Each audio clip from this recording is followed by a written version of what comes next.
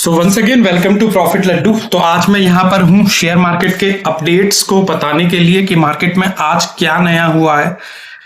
तो चलते हैं मार्केट के ओवरव्यू पर। सबसे पहले तो इंडियन मार्केट को देखें तो निफ्टी जैसा 0.72 की बढ़त के साथ बंद हुआ। इवन जो सेंसेक्स है वो भी 0.78 की बढ़त के साथ, और बैंक निफ्टी भी हमारा पॉजिटिव रहा, जो लगभग 1% की ग्रोथ पे रहा। लेकिन अगर यूएस के मार्केट को देखें तो उसका मार्केट कहीं ना कहीं पे डिक्लाइन कर रहा है। जो डाउ फ्यूचर्स है वो 0.52% की गिरावट के साथ बंद हुआ, नैस्डैक 0.72, इवन डाउ 0.03 की गिरावट के साथ, और S&P 0.51 की गिरावट के साथ बंद हुए हैं। तो मार्केट तो ओवरऑल इंडिया का मार्केट फिर भी रिस्पॉन्ड कर रहा है अच्छा, लेकिन यूएस का मार्केट तो कहीं ना कहीं पे एक डिक्लाइनिंग ट्रेंड में है।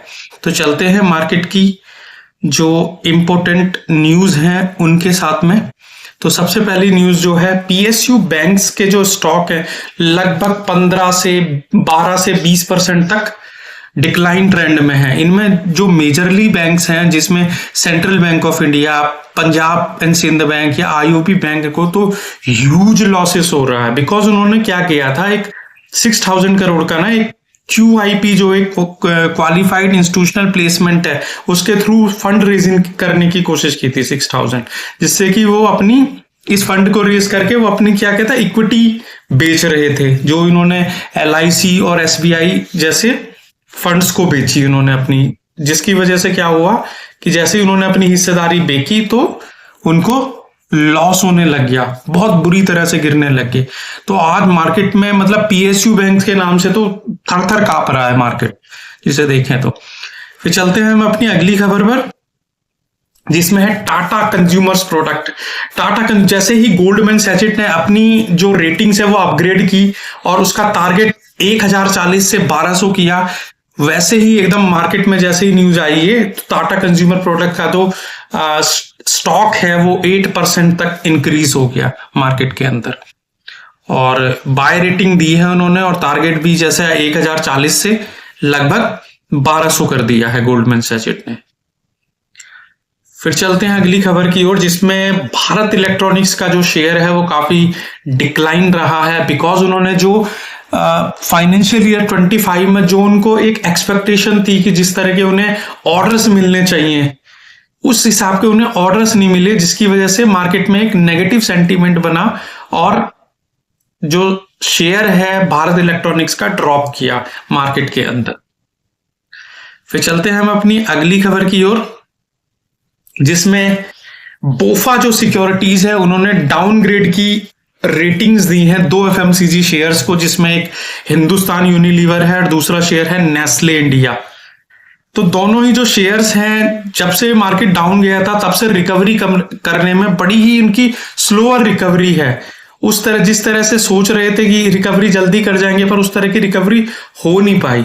इस वजह से ही जो बोफा सिक्योरिटीज है उन्होंने डाउनग्रेड की रेटिंग्स दी है उन्हें। इसी वजह से इन दोनों शेयर्स डिक्लाइनिंग ट्रेंड में है, और मतलब डाउनग्रेड की रेटिंग भी दी है, मतलब एक न्यूट्रल रेटिंग भी है इसके लिए, HUL के लिए। तो बट मतलब उस तरह से रिकवर नहीं कर पाए मार्केट में जिस तरह से और शेयर कर पाए थे।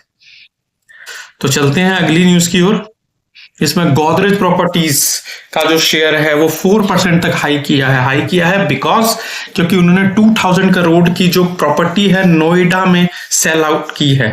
उन्होंने क्या किया है कि उनका एक प्रोजेक्ट था जो लॉन्चिंग पे था, लग्जरी प्रोजेक्ट था उनका एक, जिसे उन्होंने लॉन्च किया था गोदरेज रिवराइन के नाम से, जो लोकेटेड था सेक्टर 44 नोएडा के अंदर।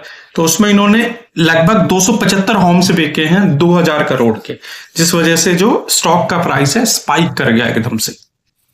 फिर चलते हैं हम अपनी अगली खबर की ओर, जिसमें है गैलेक्सी सर्फेक्टेंट्स का जो शेयर है वो 6% तक इंक्रीज किया है। इंक्रीज क्यों किया है? बिकॉज उसमें जो ICICI प्रूडेंशियल म्यूचुअल फंड्स हैं उन्होंने स्टेक लिया हुआ है, जिसकी वजह से एक मतलब बल्क डील की है उन्होंने, जिसकी वजह से जो शेयर का प्राइस है वो 6% तक इंक्रीज किया।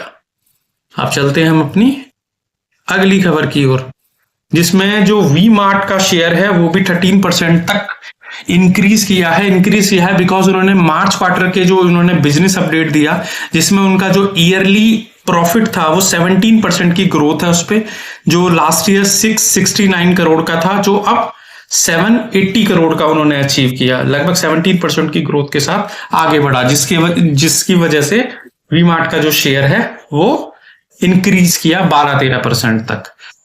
तो इसी के साथ मैं वीडियो को समाप्त करता हूं। अगर अभी भी आपने मेरे चैनल को सब्सक्राइब नहीं किया है, मेरी वीडियो को लाइक नहीं किया है, तो मेरे चैनल को सब्सक्राइब करें और लाइक करें। अगर मेरे चैनल पर नए भी हैं तो मेरे चैनल को सब्सक्राइब जरूर करें।